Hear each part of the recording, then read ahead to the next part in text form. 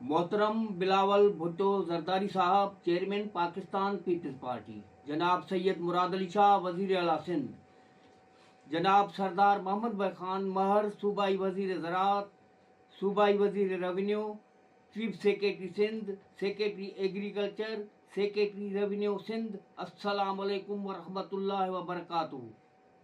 मोहतरम साईं, मां मोहम्मद मिठल खान खोसो, वलद मोहम्मद खान खोसो, कायद अवाम शहीद जुल्फ़िकार अली भुट्टो साहब, शहीद मोहतरमा बेनज़ीर भुट्टो साहबा जे क़ौमी असम्बली जे इंतख़ाबी हल्के ऐं पीपल्स पार्टी सिंध जे सदर MPA जनाब निसार अहमद खोड़े जो सूबाई हल्के ऐं ज़िले कंबर शदादकोट जे तालके मीरो खान जे देह तपो कलोड़ा जो 18 एकड़ 30 गुंठा ज़रई ज़मीन जो नंढो आबादगार आहियां।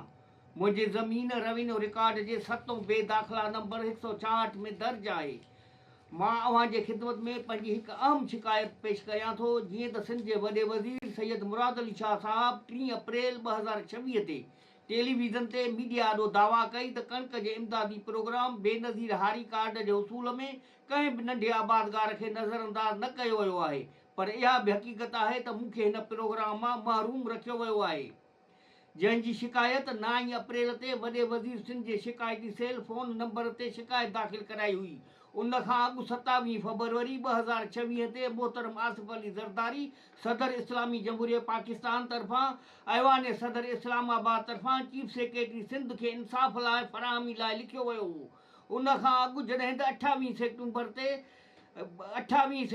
2025 ते सिंध बैंक मीरो खान ब्रांच मां मूंखे बेनज़ीर हारी कार्ड जो इजरा कयो वियो, पर बाद में मुख़्तियारकार मीरो खान बिना कंहिं जवाज़ जे भाण जी ॾिनल दरख़्वास्त ते मुंहिंजो 7 फारम रद्द करे छॾियो। जनाब आला, उहा मुंहिंजी ज़रई ज़मीन निजी बैंक वटि कर्ज़ एवज़ गिरवी रखियल आहे, जंहिं जे बुनियाद ते मां ट्रैक्टर हासिलु कयो आहे।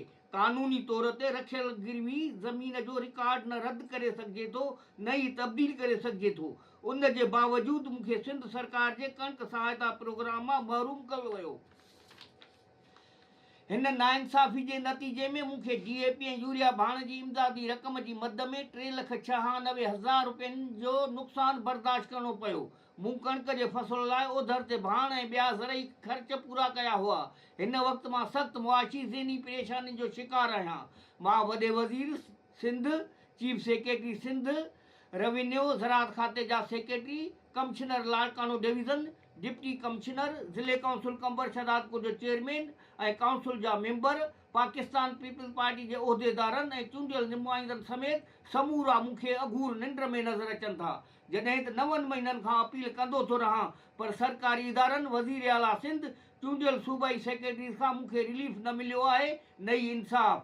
मोहतरम बिलावल भुट्टो ज़रदारी साहब, अवां ई असांजी उमेद जी आख़िरी किरण आहियो। अवां खे मोदवाना गुज़ारिश आहे त मुंहिंजे शिकायत जो नोटिस वठंदे मूंखे फर्टिलाइज़र जी इमदादी रक़म ऐं नाइंसाफ़ी जो इज़ालो कराइण लाइ लाॻापियल अख़्तियारनि खे हिदायतूं जारियूं फ़रमायूं वञनि, जीअं मूंखे ज़हनी ऐं मुआशी परेशानियुनि मां निजात मिली सघे। अल्लाह ताला अवां खे अवाम जी वधीक ख़िदमत करण जी तौफ़ीक़ ॾे। वस्सलाम। अवां जो दुआगो मोहम्मद मिठल खान खोसो।